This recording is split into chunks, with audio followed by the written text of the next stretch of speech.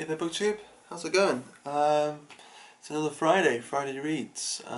Yeah, I hope you've all had a pretty good week, hopefully. Over here the weather is, well, looks like it's clearing up, but it's been pretty grey all day, really. Yeah, and quite cold. But anyway, yeah, hope you're all doing well. Yeah, thought I'd just let you all know how the last week has gone, reading-wise. The main book last week, I'm still reading. It's Bleak by Charles Dickens.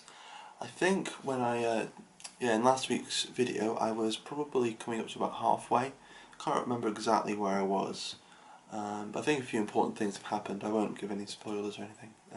But yeah, it's I think like the last 50 pages I've read have been pretty good, pretty interesting. Maybe the last 100 pages now, I'm not sure. But yeah, they've been really good. So I'm like 790 pages through, you can see. I think the book itself is about just shy of 890. Oh no, 990.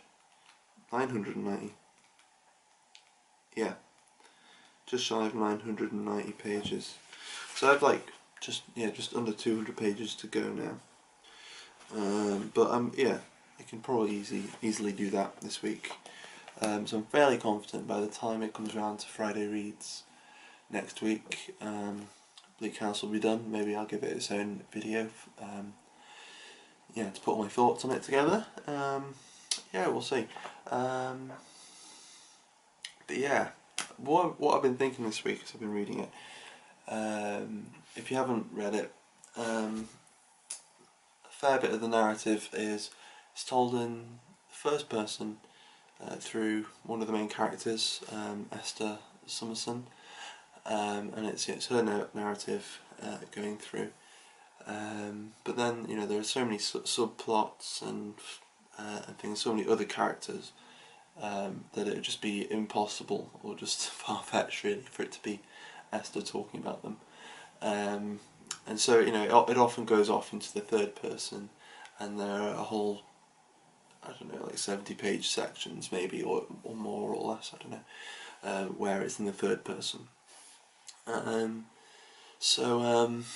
Yeah, and I was getting, just with how the plot is developing, probably from around halfway in, when you're at that point, at least it felt to me like Esther's narrative was beginning to feel a bit redundant, and that there are just a couple of chapters where you're just kind of checking in with Esther for the sake of it. There's not really anything more to it than that, and to be fair, things do begin to get a bit more interesting with Esther's point of view and with what's happening to her, and she's still an important character.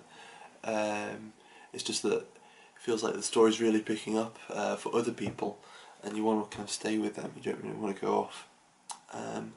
But up until I was feeling like that, as I was meeting these other characters initially around the 500-page mark, I was feeling like, even though this is a massive book, it's really well paced, I think.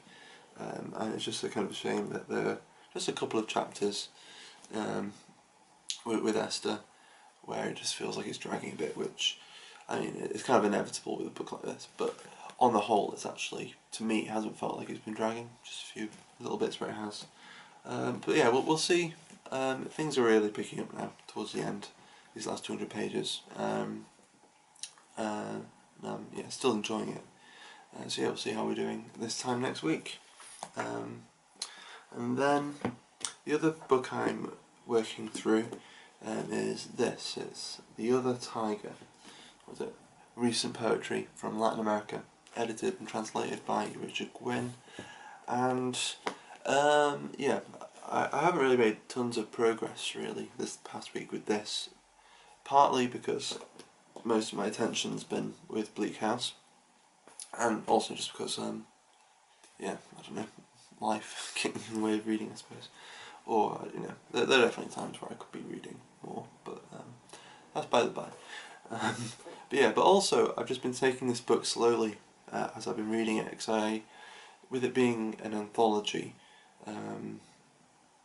I kind of want to try my best to get a sense of each poet as they're coming up, and obviously it's all shuffled around in here. So from one poem to the next, you're jumping to another poet, maybe, and you know, their style's probably totally different. Even though it's all Spanish, like stuff that's been written in Spanish, you know, the way things, I don't know, the style from country to country can often be different, and so it's yeah, just getting used to that and trying to take as much as much of that in as I can with it being in translation, and also I don't want to get poems muddled up.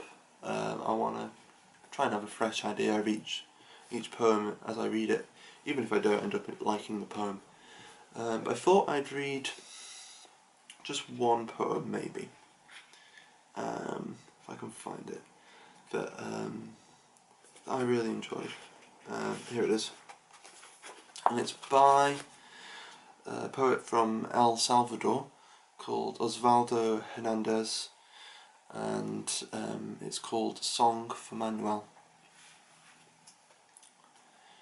You appeared one day with a sack of vegetables. Your mother says you made me a poem, you said, and you wanted to hear it. I read uneasily and waited for your judgment, your response.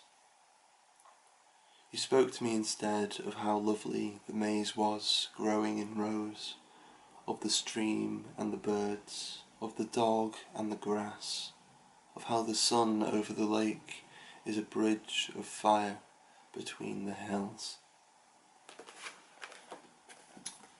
Yeah, so that's that. Yeah, I'm quite enjoying it. I'm currently in the third, the third section.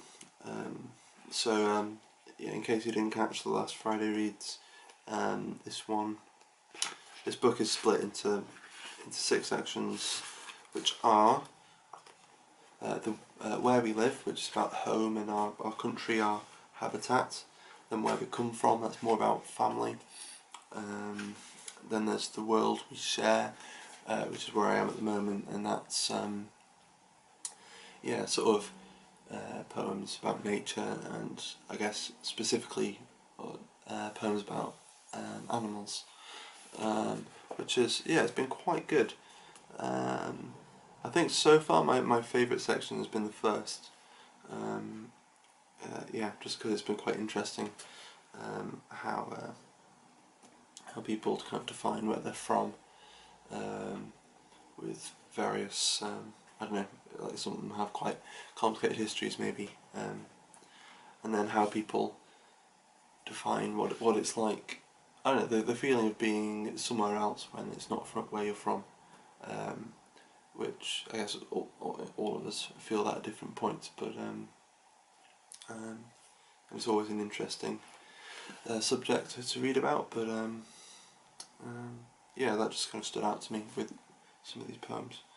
But yeah, that's my reading for this week. Hasn't been quite as much progress as maybe I thought there was going to be, but hopefully by next week I'll have finished Bleak House. I looked at Goodreads today and it turns out I started it on the 1st of April, so it's taken me the best part of a month, but hopefully I'll get it finished before the end of April. We'll see what I get up to next time. But yeah, I hope you all have a great week, if you have any thoughts about what I said or whatever, feel free to just talk in the comments, and I think that's it. Alright, take care, bye.